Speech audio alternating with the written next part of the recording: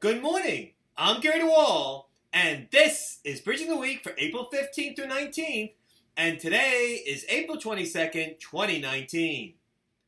The watchdog arm of the Securities and Exchange Commission, the Office of Compliance Inspections and Examinations, issued a risk alert summarizing breakdowns in compliance by broker-dealers and investment advisors of their obligations regarding customer information privacy notices and associated policies and procedures. Separately, the New York State Department of Financial Services and a recently declined applicant for a BIT license engaged in a heated public brawl regarding the cause of the license declination.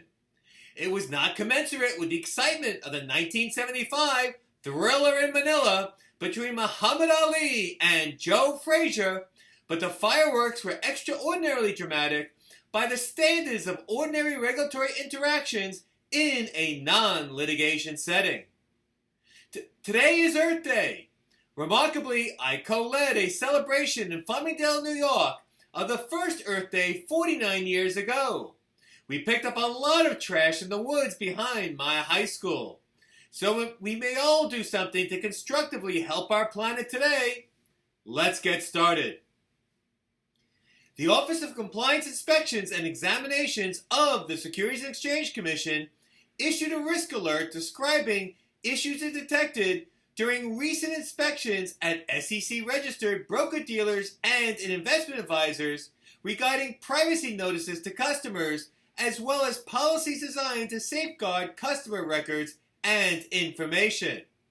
Among the most common deficiencies, said OCIE, were that registrants did not provide initial or annual privacy notices or opt-out rights notices to customers, did not have written policy and procedures designed to ensure the security and confidentiality of customer records and information to protect against their compromise, and where policy and procedures existed, they were inadequate. Under SEC Regulation SP, broker-dealers, investment advisors, and investment companies must provide a clear and conspicuous notice to a customer describing its policy and practices by no later than when customer relationship is initiated and thereafter by no less than annually. Such registrants must also provide a notice to each customer advising it of its right to opt out of some sharing of private customer personal information with non-affiliated third parties. Impacted registrants must also maintain policy and procedures for customer records and information, quote-unquote, reasonably designed to ensure their security and confidentiality, protect against anticipated threat to such records and information's integrity, and protect such records and information against unauthorized access that could materially harm or inconvenience any customer. OCIE said that broker-dealers and investment advisors' policies did not always address customer information stored on personal devices of registrants' employees, the transmission of emails containing customer personally identifiable information that might be unencrypted, training and monitoring, the sending of customer personally identifiable information to locations outside of a registrant's network, the inventorying all systems that contain personally identifiable information, and how a firm would address a cybersecurity incident. As an aside, the CFTC also maintains an equivalent set of rules as Regulation SP with virtually identical requirements. These rules apply to future commission merchants, retail foreign exchange dealers, commodity trading advisors, commodity pool operators, introducing brokers, swap dealers, and major swap participants. Additionally, both the SEC and CFTC require designated registrants to maintain an identity theft prevention program that aims to detect, prevent, and mitigate identity theft in connection with the opening and maintenance of any covered account. And recently, the National Futures Association revised this 2016 requirement that members maintain a written information system security program that address the risk of unauthorized access or attack on their information technology systems and how they will respond if attacked.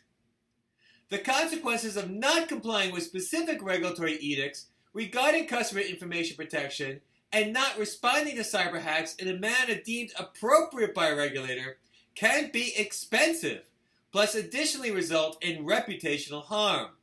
Thus, it's always a good time for registrars to review the adequacy of their customer information protection and cybersecurity policies and procedures and ensure programs mandated by such procedures are followed scrupulously. Training and testing should occur regularly.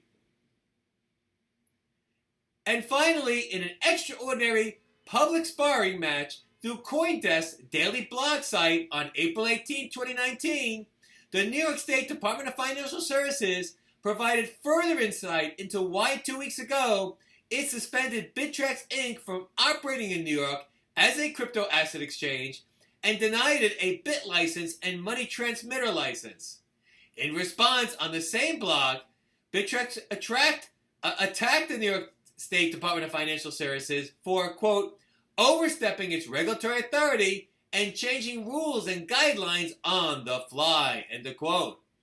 In an article by Shirin Amami, the New York State Department of Financial Services Executive Deputy Superintendent for Banking, the agency castigated Bittrex's defense of its conduct in a press statement on April 10, 2019.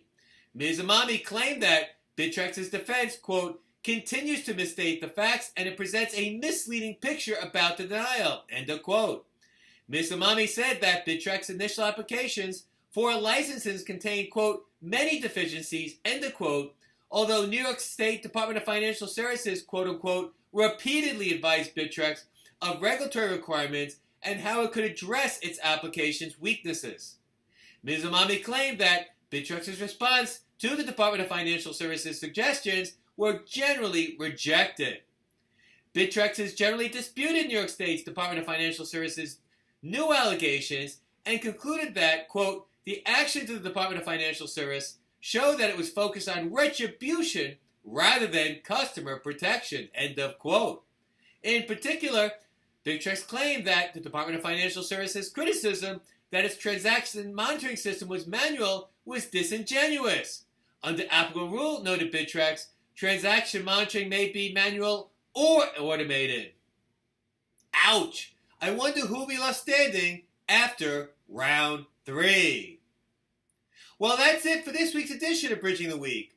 As always, there's more information in each article and more articles on the article version of Bridging the Week on the website, www.bridgingtheweek.com. Check it out. I'm Gary DeWaal. Have a great week. And until the next edition of Bridging the Week, ciao.